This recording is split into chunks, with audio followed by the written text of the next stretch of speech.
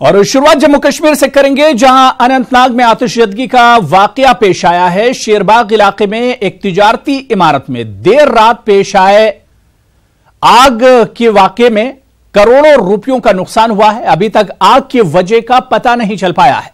Fire brigade की मुतादिद गाड़ियों ने काफी मशक्कत के बाद इस आग पर काबू पाया है। यह आग कितनी हौलनाक, कितनी खतरनाक थी, इन तस्वीरों के जरिए भी आप देख सकते हैं। आग की लपटें आसमान से बातें कर रही थी और पूरी इमारत को इस आग ने अपनी लपेट में ले लिया था।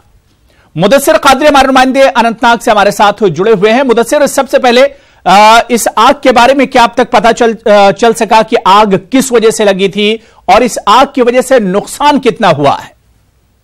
जी हुरैर, मैं आपको बता दूं कि आज सुबह जो ये आग है, एक रिहायशी बिल्डिंग और वो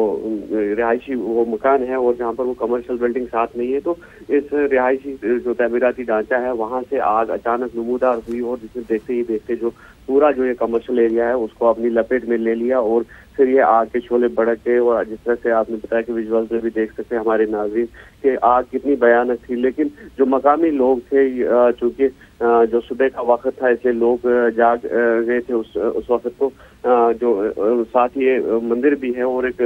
जो जियारत है ऋषि साहब की, तो वो भी वहाँ पर है, तो लोग वहाँ से निकल रहे थे, तो जिसकी वजह से जो आग है उस पर बर वक्त काबू पाना मुमकिन हो सका और फायर ब्रिगेड की भी काफी मशक्कतों के बाद इस आग पर काबू पा लिया गया। और इब्तिदाई जो प्रिलिमिनरी इन्वेस्टिगेशन है, पुलिस ने इस सिलसिले में केस दर्ज कर लिया है और इब्तिदाई ये माना जा रहा है, हालांकि इसकी अभी तस्दीक नहीं हो पाई है, तो आग की वजह शॉर्ट सर्किट हो सकती है, लेकिन अभी तक इसकी कोई तस्दीक नहीं हो पाई है। और जहां तक नुकसान का सवाल है तो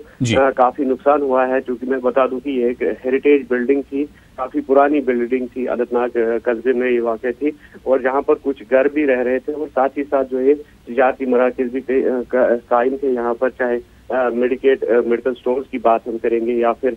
हॉजरी या रेडीमेड गारमेंट्स की अगर हम बात करेंगे तो वो भी इसी बिल्डिंग में एस्टैब्लिश थे। और जो आग का जो नुकसान जो इसमें हुआ है तो वो अभी तक जो है करोड़ों रुपये मालियत का नुकसान हुआ है। और दूसरी जानिब जो बिल्डिंग जिस तरह से मैंने बताया काफी पुरानी बिल्डिंग थी, हेरिटेज बिल्डिंग थी और वो भी आग की नजर हो गई है। और फिर मैं आपको बता दूं कि ये अगर देखा जाए तो पिछली बार भी इसी एरिया में आग लगी थी और जिसके बाद लोगों ने काफी सवालात उठाए थे, जो कि महकमा फायर ब्रिगेड है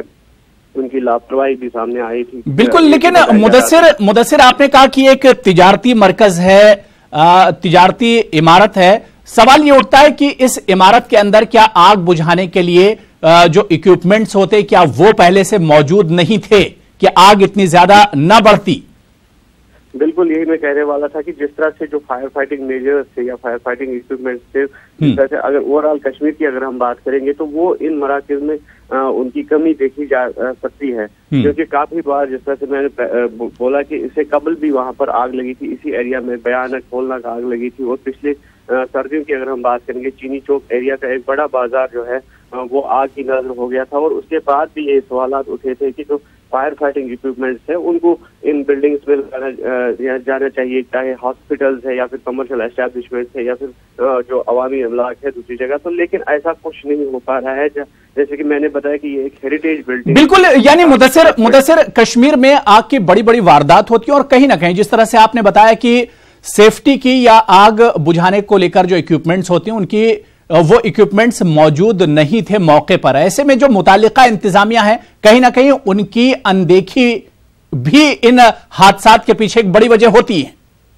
जी बिल्कुल, जिस तरह से आपने बताया कि एक तो वो अनदेखी, जिस तरह से इंतजामिया को जो इकदाम उठाने चाहिए थे वो नहीं उठाए जा रहे हैं। और दूसरा जिस तरह से मैंने कहा कि फायर ब्रिगेड अमला जिसका जो बर वक्त ऊंचाई वारदात पर न पहुंचना वो भी एक बड़ी वजह है, लेकिन जो फायर ब्रिगेड अमला है उनकी अपनी जो मजबूरियां हैं, जिस तरह से गाड़ियों की पार्किंग, जो रात के वक्त लोग सड़कों पर गाड़ियां रखते हैं और जो बोटल नेक्स होते हैं, जो हर्ल्स पैदा होते हैं रास्ते में, तो वो भी एक बड़ी वजह बन जाती है कि फायर ब्रिगेड जो अमला है वो वक्त पर नहीं पहुंच पाता है। और दूसरा साथ ही साथ मैं ये बता दूं कि जो फायर ब्रिगेड अमला है उनका ये भी कहना है कि जब वो